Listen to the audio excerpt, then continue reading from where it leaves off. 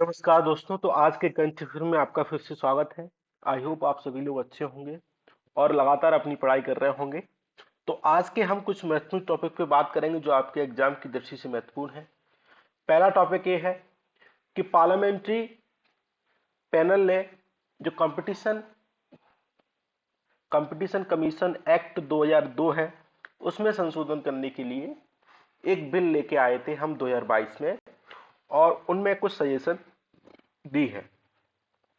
उनने कहा है कि आप इस कंपटीशन का एक्ट 2002 को इस तरीके से आप इसको मतलब कि अमेंडमेंट करें कि इसमें सेटलमेंट, कमिटमेंट, फ्रेमवर्क इस प्रकार से हो कि इसका फास्टर रिजोल्यूशन हो, कोई भी मैटर का आप इजीली रिजोल्यूशन कर पाए। और कोई भी अगर एंटी कॉम्पिटिटिव एग्रीमेंट करता है, कोई अगर डोमिनेंट पोजीशन लेता है, तो आप उसकी इन्वेस्टिगेशन इजीली रूप से कर पाए। जैसे हमने एक पिछले दिनों एक लेक्चर डिस्कस किया था जिसमें न्यूज ये थी कि कंपटीशन कमीशन ऑफ इंडिया ने गूगल के ऊपर फाइन लगाया है 100 करोड़ का, जिसमें उनने बहुत सी ऐसी मैन्युफैक्चरिंग मोबाइल कंपनी थी जिसमें वो आपस में एग्रीमेंट करके अपने ऐप को ऑलरेडी मोबाइल में इंस्टॉल करवाते थे। और आप भी देखते हैं कि गूगल क्रोम ऑलरेडी इंस्टॉल आता है, आप इसको अनइंस्टॉल नहीं कर सकते। तो ये क्या है, जो बड़ी बड़ी कंपनियां हैं, गूगल क्या है अपनी मोनोपोली स्टैब्लिश करने का प्रयास करता है। और जो act competition commission of India है वो इस मोनोपोली को खत्म करने के लिए प्रयासरत है, और सभी को, चाहे वो बड़ा प्लेयर हो मार्केट में या फिर छोटा प्लेयर हो, उसको एक इक्वल प्लेइंग फील्ड उपलब्ध कराया जा सके, इस प्रकार के लिए कंपटीशन कमीशन ऑफ इंडिया काम करता है। और कंपटीशन एक्ट 2002 इसी के तहत सारा काम करता है। ठीक है, तो हम इस कमीशन को पढ़ेंगे, ध्यान रखें थोड़ा। और इन्होंने कहा है कि आप अगर मर्जर एक्विजिशन किन्हीं दो कंपनियों का करते हैं तो उसको रेगुलेट करें, उसकी वैल्यू का ट्रांजैक्शन को रेगुलेट करें। और अगर कोई एंटिटी का एंटी कंपिटिटिव एग्रीमेंट करता है और वो सिमिलर बिजनेस में भले ही इन्वॉल्व ना हो तब भी उसको रेगुलेट करें। और उन्होंने सजेशन दिया कि अगर आपकी जो टाइमलाइन है कंपटीशन कमीशन ऑफ इंडिया की, जो प्राइमा फेसिया ओपिनियन देता है ऑन किसी केस पे, उसको आप घटाकर 30 दिन से लेकर 20 दिन करने का प्रयास करें ताकि फास्टर काम हो सके। इसके अलावा अगर कोई कॉम्बिनेशन को अप्रूवल आपको करना है तो पहले अभी जो वर्तमान में 210 डे है, इसको 150 दिन करने की उन्होंने बात की है। ठीक है, कॉर्पोरेट अफेयर मिनिस्ट्री को टाइटली रेगुलेशन करे, सेटलमेंट करे, किसी भी एग्रीमेंट में आर्बिट्रेनेस ना हो, अकाउंटेबिलिटी अच्छी तरीके से स्टेब्लिश हो। तो इसको सारे काम इन्होंने सजेशन दिए हैं और कहा है कि कंपटीशन कमीशन ऑफ इंडिया में एक व्यक्ति जुडिशियल मेंबर होना चाहिए। ठीक है, तो ये तो आपकी न्यूज थी। अब हम पढ़ लेते हैं बेसिक। बेसिक में क्या है, कंपटीशन कमीशन ऑफ इंडिया मैंने आपको बताया क्या काम करता है। कॉमन मैन के लिए बेस्ट मींस, मतलब इसका जो मतलब रहता है कॉमन मैन रहता है, मतलब कि आम आदमी, कि कोई भी गुड्स और सर्विस है किसी भी कॉमन मैन को कॉम्पिटिटिव प्राइस पे मिल सके, उसमें कोई हेरा फेरी आपके साथ ना करे।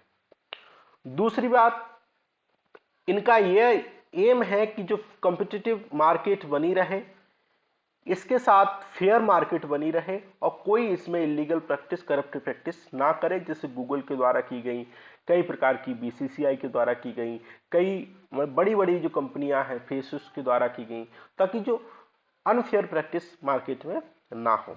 लेवल प्लेइंग फील्ड उपलब्ध करवाना कंपटीशन कमीशन ऑफ इंडिया के द्वारा। इसके द्वारा जो कंपटीशन एक्ट 2002 है, इसके तहत ये 14 अक्टूबर 2003 को स्टेब्लिश किया गया।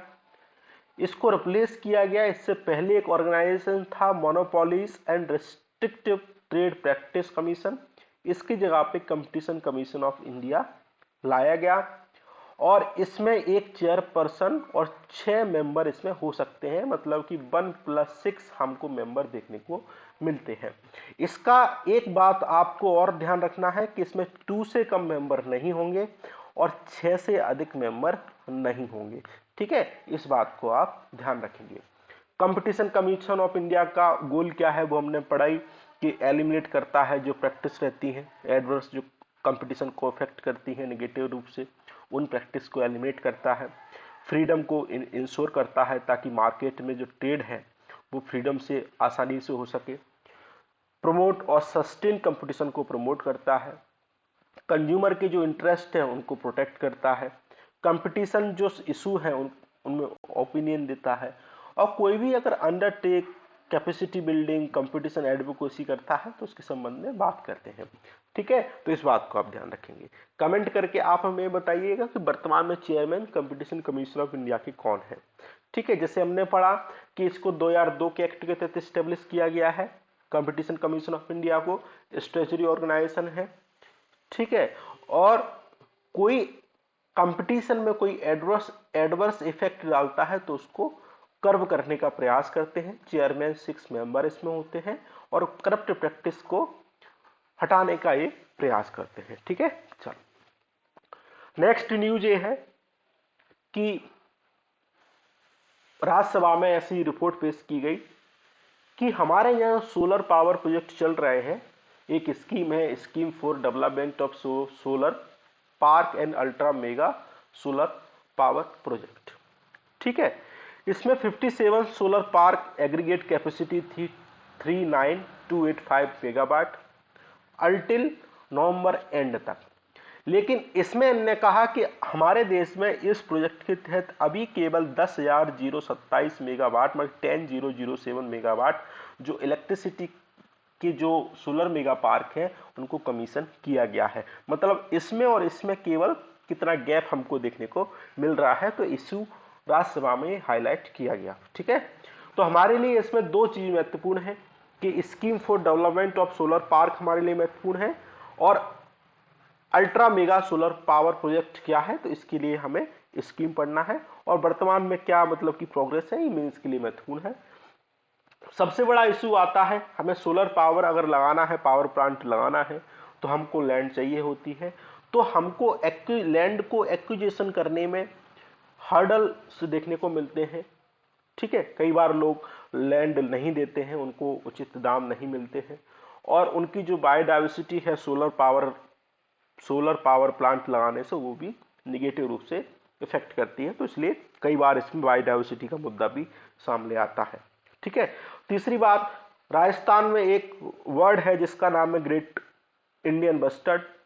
तो इसका ग्रेट इंडियन बस्टर्ड को अक्सर ये देखने में आया है कि इसका जो कॉलिजन होता है पावर केबल से और इनके कारण जो इनकी जनसंख्या है बहुत कम हमको देखने को मिल रही है, इसलिए इसका आईयूसीएन स्टेटस हमको क्रिटिकल इंडेंजर श्रेणी में हमको देखने को मिलता है। और हाल ही में हमने एक आर्टिकल भी पढ़ा था जो सुप्रीम कोर्ट ने कहा था कि इनको प्रोटेक्ट करो, इनको जैसा हमने टाइगर को प्रोटेक्ट किया है प्रोजेक्ट टाइगर के तहत, ऐसा ही कुछ प्रोजेक्ट सरकार से कहा कि आप इसके लिए लेके आओ, इनका कंजर्वेशन आप करो। ठीक है, इस बात को ध्यान रखेंगे। दूसरा, जो हमारी इकोनॉमी कोविड-19 के कारण उसमें स्लो डाउन देखने को मिला तो वो भी एक समस्या है। तीसरा, हमारे पास मिसमैच भी देखने को मिलता है प्रोजेक्ट और इंफ्रास्ट्रक्चर रूट्स में, तो वो भी एक समस्या है। सरकार ने कहा था कि हम 2022 तक 175 गीगावाट हम रिन्यूएबल एनर्जी से स्टोर करेंगे, लेकिन अभी तक अक्टूबर 2022 तक हम केवल 61 गीगावाट सोलर पावर प्लांट हम इंस्टॉल कर पाए हैं।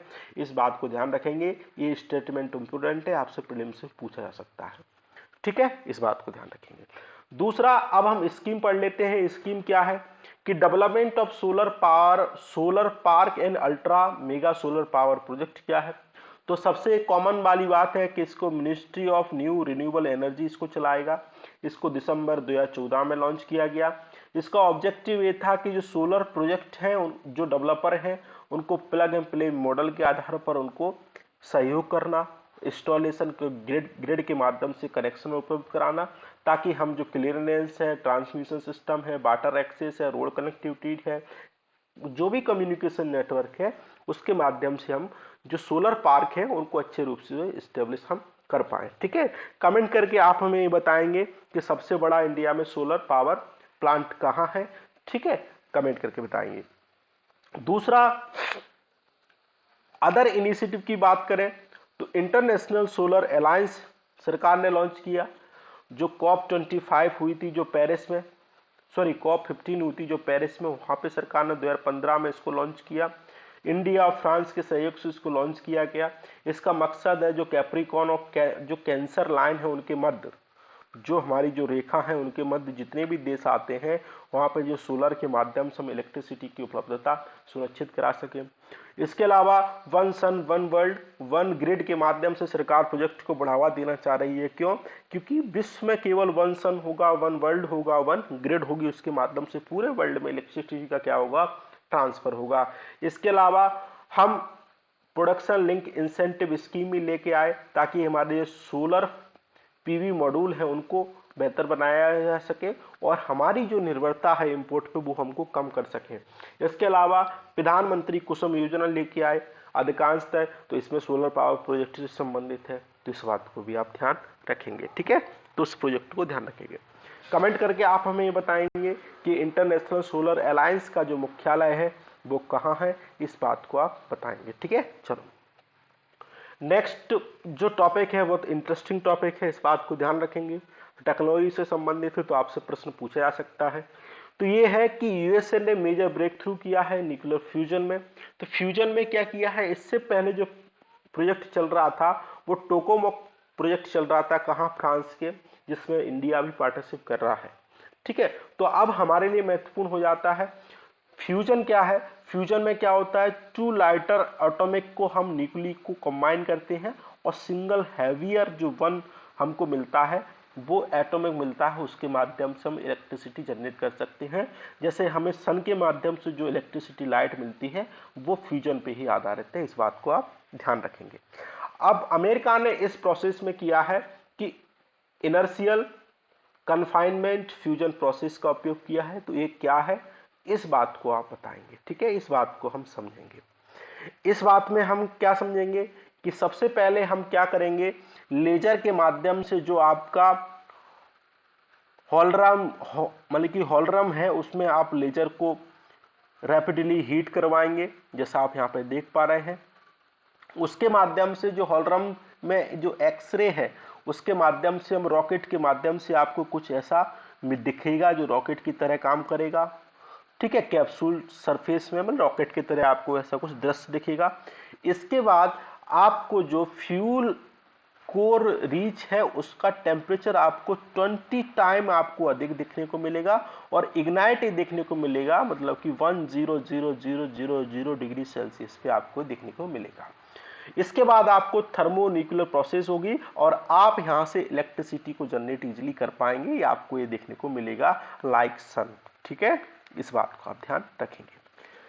अब इसमें क्या होगा, जैसा आप ये प्रोसेस देख पा रहे हैं वाली, पहले हमने यहाँ पे लेजर को डाला, लेजर के माध्यम से हम एक्सरे बीम को डाला और बीम के माध्यम से हम इसका टेम्परेचर इतना बढ़ गया, 20 टाइम इसका मटेरियल इतना एक्सपेंड कर गया, इसका टेम्परेचर भी इतना बढ़ गया कि एक सन लाइक इलेक्ट्रिसिटी को जनरेट करने लगा। मतलब पहले क्या हुआ, एटमॉस्फेरिक फॉर्मेशन हुआ, फिर कंप्रेशन हुआ, फिर इग्निशन हुआ, फिर बर्न हुआ और बर्न होने के बाद क्या हुआ, इसमें आपको इलेक्ट्रिसिटी मिलने लगी।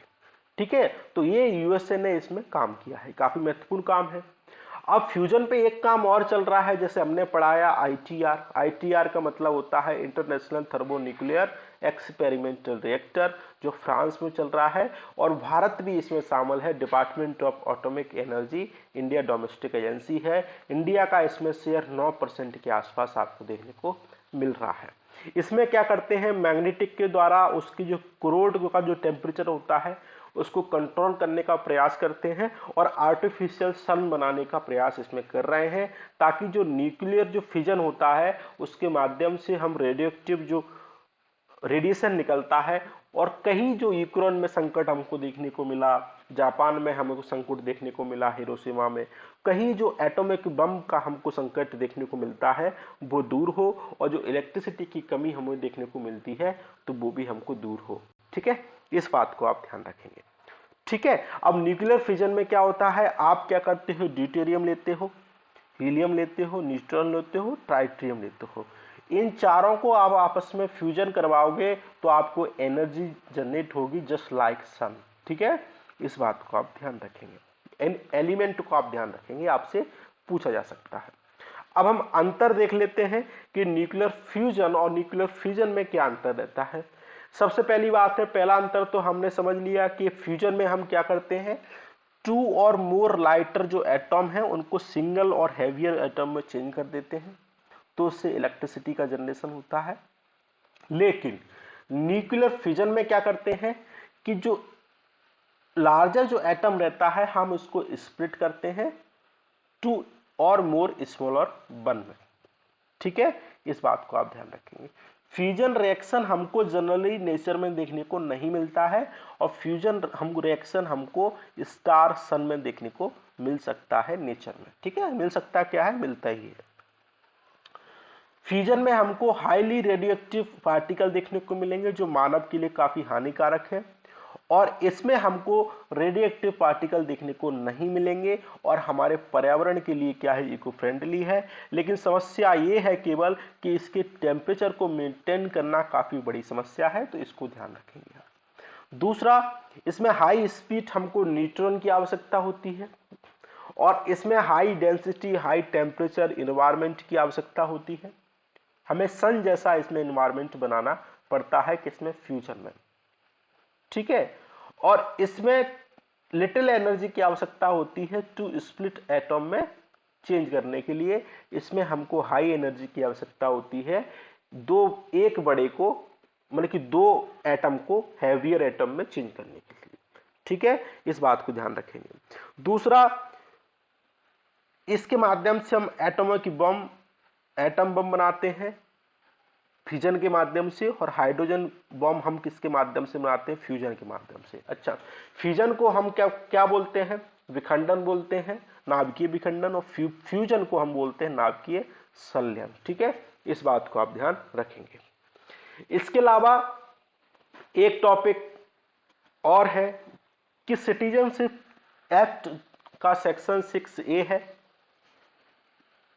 इस सेक्शन 6A को सुप्रीम कोर्ट में चैलेंज किया गया है, और ये 6A जो सेक्शन है वो आसाम अकॉर्ड से संबंधित है। कल हमने जो आसाम मूवमेंट पढ़ा था वो उसी से संबंधित आसाम अकॉर्ड है। इसमें क्या करते हैं, सेक्शन 6 बात करता है, कोई अगर फॉरेनर आसाम में अगर एंटर करता है बिफोर 1 जनवरी 1966 के पहले, तो उसको सारे जो राइट हैं, ऑब्लिगेशंस हैं जो इंडियन सिटीजन्स की, वो उसको मिलेंगे। ठीक है, इसी को चैलेंज किया गया है कहाँ, सुप्रीम कोर्ट में। ठीक है, तो नागरिकता के संबंध में हमारे संविधान के कुछ आर्टिकल हैं। आर्टिकल 5(5)(a) कहता है कि कमेंसमेंट मतलब कि citizenship at the commencement of the constitution की बात करता है। आर्टिकल 6 कहता है कि right to citizenship of certain person who are migrate to India from Pakistan. ऐसा कोई व्यक्ति जो पाकिस्तान से माइग्रेट होकर भारत आया है तो उसको सिटीजन नागरिकता मिलने का अधिकार है। आर्टिकल 7(7)(a) कहता है कि अगर कोई माइग्रेंट टू पाकिस्तान है तो उसको भी राइट टू सिटीजनशिप मिलने का अधिकार है अगर वो वापस आता है तो। आर्टिकल 8(a) कहता है कि कोई पर्सन है इंडियन ओरिजिन का है और वो भारत के बाहर रह रहा है तो उसको भी सिटीजनशिप मिलने का अधिकार है। आर्टिकल 9(a) कहता है कि citizenship foreign state not to be citizen, अगर वो वॉलेंट्री अपनी एक्वायर करते हैं तो वो भारत के सिटीजन नहीं रहेंगे। ठीक है, आर्टिकल 10(a) कहता है कि राइट टू सिटीजनशिप कंटिन्यूस होना चाहिए। आर्टिकल 11 कहता है कि पार्लियामेंट सिटीजनशिप के संबंध में कानून बना सकता है। अब हमने सिटीजनशिप एक्ट पढ़ा जिसमें 2019 में संशोधन किया गया था, जिसके खिलाफ क्या हुए थे, आंदोलन भी हुए थे, मूवमेंट भी हुए थे, जिसमें प्रावधान था कि अफगानिस्तान, पाकिस्तान, बांग्लादेश से मुस्लिम को छोड़कर हिंदू, जैन, क्रिश्चियन, फारसी और सिख, ठीक है, इनको मतलब कि क्या भारतीय नागरिकता मिल जाएगी अगर उनके साथ उत्पीड़न वहां पे इन राज्यों में हुआ है, इन देशों में उत्पीड़न हुआ है तो, ये आपको पता है। दूसरा, जेमिनिड्स, मीटियोर शॉवर हमको देखने को मिलेगा। मीटियोर मतलब मीटर का शावर, जैसा आप यहाँ पे देख पा रहे हैं ये वाला। इसमें क्या होता है एक्चुअली, पहले हम बेसिक समझ लेते हैं। एक कॉमेट होता है। कॉमेट मेड फ्रॉम आइस और डस्ट से मिलकर बनता है। इनकी टेल नियर टू सन रहती है, इस बात को ध्यान रखेंगे। कॉमेट के बाद हमको मीटियोर देखने को मिलता है। स्मॉल रॉकी बॉडी रहती है, जैसा आप यहाँ पे देख पा रहे हैं। और इसका साइज हमको माइक्रोन टू 10 मीटर के आसपास आपको देखने को मिलता है। एक एस्ट्रॉयड रहता है, जैसा आप यहाँ पे देख पा रहे हैं। रॉकी बॉडी रहती है, लेकिन इसका जो साइज रहता है 10 मीटर से अधिक रहता है। मीटियोर आपको light emitted from a meteor has a inert in atmosphere, मतलब कि कोई अगर मीटियोर अगर हमारे वायुमंडल में आता है तो वो जल जाता है, ठीक है। इस बात को, वो फायर हो जाता है, इस बात को आप ध्यान रखेंगे।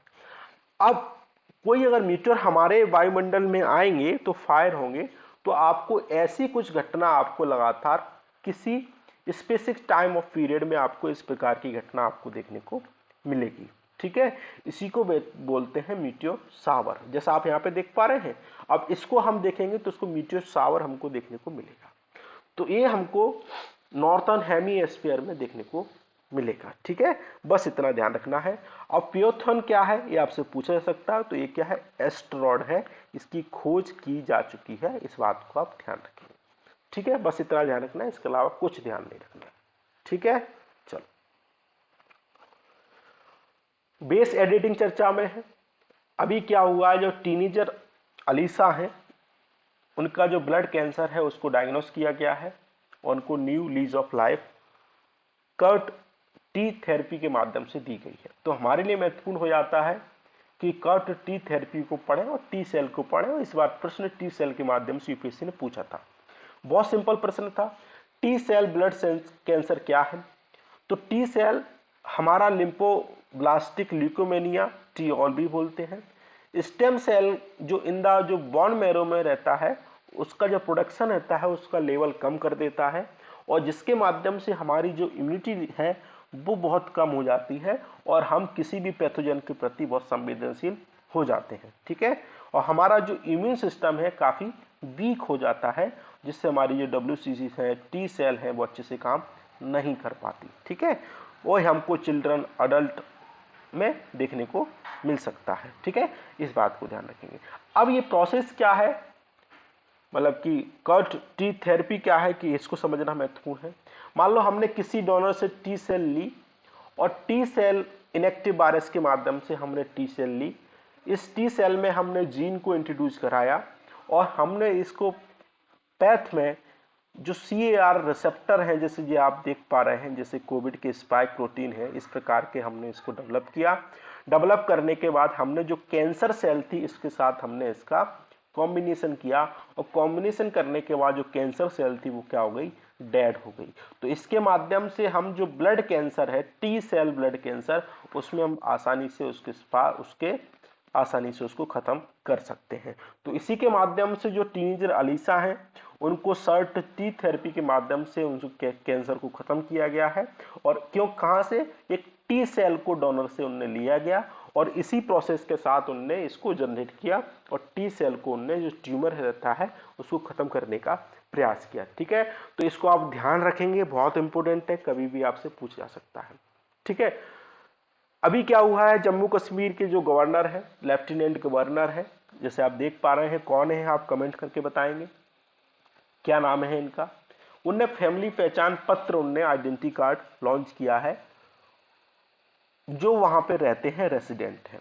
8 डिजिट का अल्फा न्यूमेरिक एक नंबर होगा और इसमें उनकी फैमिली की डिटेल होगी, नेम होगा, एज होगा, क्वालिफिकेशन होगा, एम्प्लॉयमेंट स्टेटस होगी, ठीक है। और इसको आधार से लिंक किया जाएगा ताकि वो ऑथेंटिक कर सकें, वेरीफाइड कर सकें, रिलायबल डाटाबेस उपलब्ध करा सकें। और फैसिलिटी जो डायरेक्ट ट्रांसफर और बेनिफिट की सारी स्कीम चलती हैं DBT के माध्यम से, उसको भी उपलब्ध कराने का प्रयास ये कर सकें, ठीक है। इस बात को ध्यान रखें। बेसिक पढ़ लेते हैं। जब आर्टिकल 370 को रिवोक किया गया था तो आर्टिकल 35A ऑटोमेटिकली रिवोक हो गया था और हमने 2 यूनियन टेरिटरी को बनाया, जिसमें जम्मू कश्मीर में लेजिस्लेटिव असेंबली थी, जिसमें लद्दाख को हमने यूटी बनाया, दोनों को इशू बनाया, लेकिन जम्मू कश्मीर में लेजिस्लेटिव असेंबली को शामिल किया। अब जैसे ही 370 रिवोक हुआ तो भारतीय संविधान की जितनी भी चीजें थी वहां पे ऑटोमेटिकली इंप्लीमेंट हो गई। पहले क्या होता था, आर्टिकल 307 इंप्लीमेंट नहीं होता था, कुछ फंडामेंटल राइट इंप्लीमेंट नहीं होते थे, ठीक है, राष्ट्रपति शासन कभी कभी इंप्लीमेंट नहीं करते थे, दो अलग अलग फ्लैग हमको देखने को मिलते थे।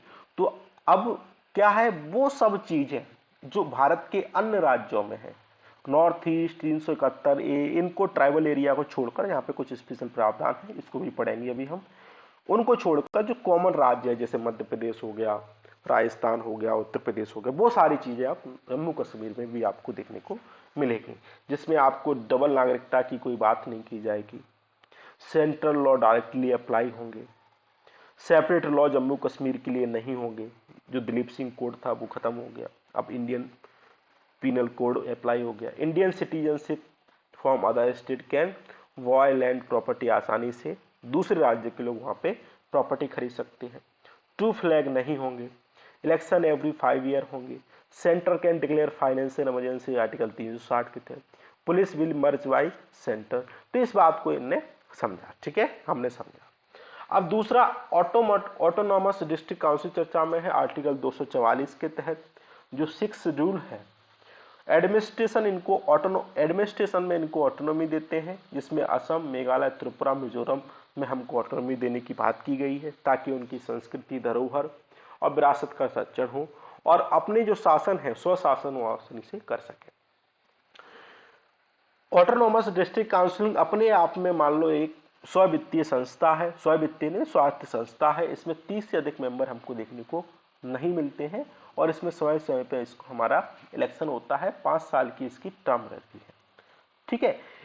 ये क्या करती है, लेजिस्लेशन बनाती है, चाहे वो लैंड वाला विषय हो, प्रॉपर्टी वाला हो, फिशरसी वाला हो, सोशल सिक्योरिटी वाला हो, एंटरटेनमेंट वाला हो, उनमें लैंड बनाएगी, लेकिन इसको गवर्नर की परमिशन लेने की आवश्यकता होगी, ठीक है। इस बात वो सारे काम करेंगे जो हमारी संसद करती है, वो सारे काम ये करेंगे और इनको लेकिन अपने एरिया में काम करने की आवश्यकता होगी। गवर्नर को अधिकार है कि मतलब कि कोई भी अगर भारतीय कानून है, अगर इनमें इंप्लीमेंट करने से नेगेटिव इंपैक्ट पड़ता है तो उसको रोक सकते हैं, इनकी बाउंड्री को रीबाउंड्री डिस्ट्रीब्यूशन कर सकते हैं, कोई भी मतलब कि फेरबदल कर सकते हैं, इस बात को आप ध्यान रखेंगे।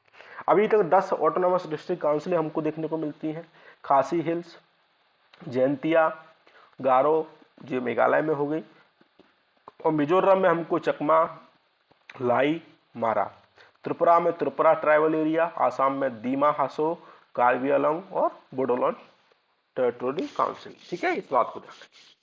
दूसरा कार्बन बॉर्डर एडजस्टमेंट मैकेनिज्म चर्चा में है, यूरोपियन यूनियन ने साइन किया है, world first carbon border tariff है। इसमें क्या करेंगे, जो भी ऐसी चीज जिसके माध्यम से कार्बन डाइऑक्साइड इमिट होता है, कार्बन इमिट होता है, चाहे वो आयरन हो, स्टील हो, सीमेंट हो, फर्टिलाइजर हो, एल्यूमिनियम हो, इलेक्ट्रिसिटी हो, उस पर क्या करेंगे, टैक्स लगाएंगे, ठीक है। तो इसके माध्यम से क्या होगा, विकसित देशों के पास तो टेक्नोलॉजी है, वो कार्बन इमिशन को कम कर लेंगे, लेकिन अल्प विकसित विकासशील देश के पास टेक्नोलॉजी नहीं है, और विकसित देश तो विकसित है, ऑलरेडी उन्होंने कार्बन इमिशन कर चुका है, लेकिन अल्प विकसित अभी विकसित नहीं है, वो कार्बन इमिशन करेंगे, अपने देश को डेवलप बनाएंगे। तो इसलिए भारत ने इसका विरोध किया कि गलत है, ये भेदभावपूर्ण नीतियां हैं, ये गलत नीतियां हैं, तो इसको बंद करने की आवश्यकता है, ठीक है। बस इतना ध्यान रखना है, ज्यादा ध्यान नहीं रखना है। दूसरा कार्बाबैक चर्चा में है, ये क्या है कि जो ह्यूमन पिपलोमा वायरस रहता है, जिसका इसके माध्यम से सर्वाइकल ह्यूमन पपलाइवा 16, 18, 6 और 11 रहता है, जिसके माध्यम से जो सर्वाइकल कैंसर रहता है अधिकांशतः महिलाओं में देखने को मिलता है, तो उसके काफी नेगेटिव इंपैक्ट हमको देखने को मिलते हैं, और भारत का 5वां ग्लोबल में रैंक है सर्वाइकल कैंसर में, ठीक है। 1.23 लाख केसेस हमको देखने को मिले और 6700 डेथ एवरी ईयर होती है अकॉर्डिंग टू WHO के अनुसार, ठीक है।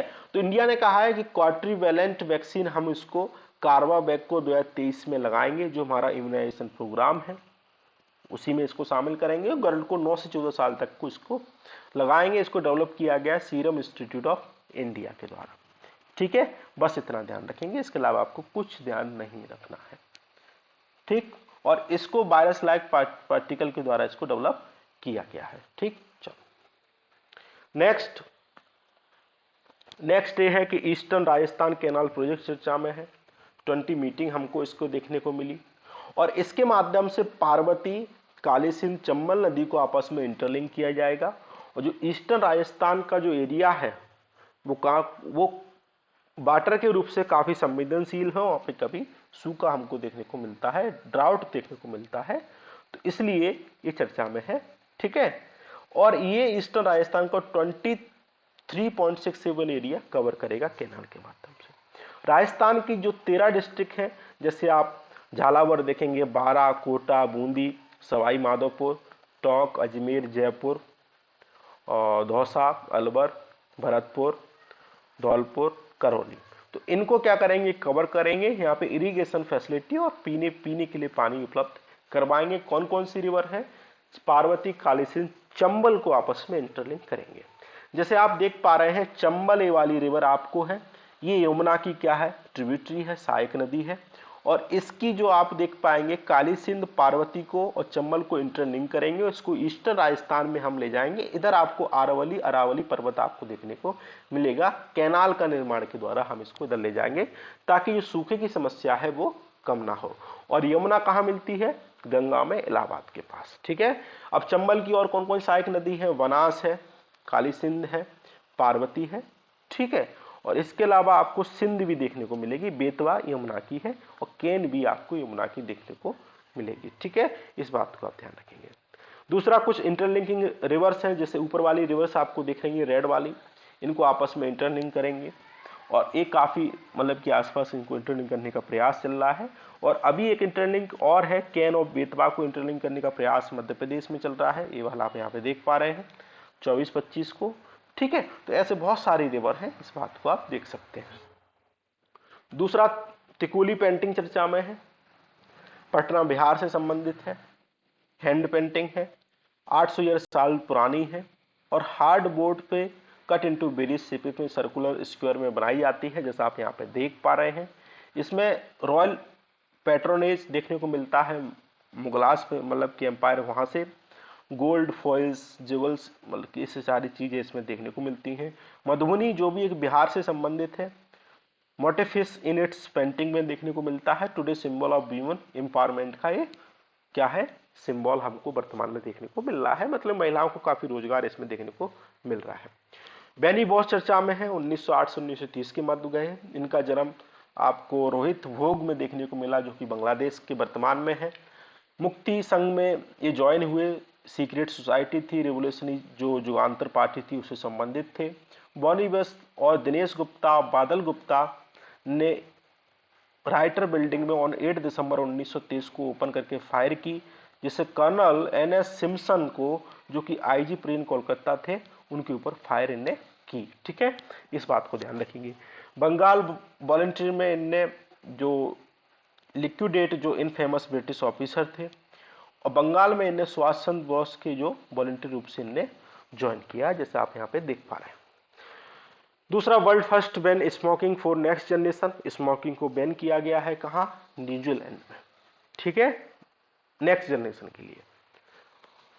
अब जैसा न्यूजीलैंड की लोकेशन आप देखेंगे, ये आपको कोक्स स्ट्रेस देखने को मिलेगा, ये आपको वेलिंगटन यहाँ की कैपिटल देखने को मिलेगी, इधर आपको दो पार्ट में देखने को मिलेगा। इधर आपको तस्मानिया सी देखने को मिलेगा, इधर आपको पैसिफिक ओशियन देखने को मिलेगा, ये ऑस्ट्रेलिया है।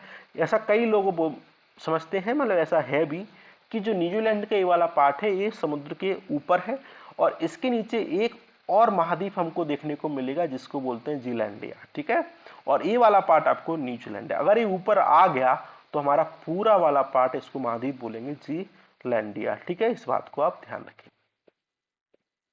दूसरा, फेराबोट चर्चा में फॉसिल सॉर्टिंग रोबोट है, इसको फेरा मीन्स फेरा माने कि फॉर्म्स भी बोलते हैं। ये क्या करेंगे, माइक्रो ऑर्गेनिज्म है, सिंपल है, सीक्रेट है, टिनी है, सेल्स हैं, जैसा आप यहाँ पे देख पा रहे हैं इमेज में। और ये हमारे जो मरीन्स जो फॉजिस फूल हैं उसको आइडेंटिफाई करेंगे ताकि हम इसको अच्छी तरीके से उपयोग कर पाए। ठीक है, बस इतना ध्यान रखना है। फेराबोट्स क्या है तो आप बता देंगे, माइक्रो ऑर्गेनिज्म है, टिनी सेल्स हमको देखने को मिलेंगे। दूसरा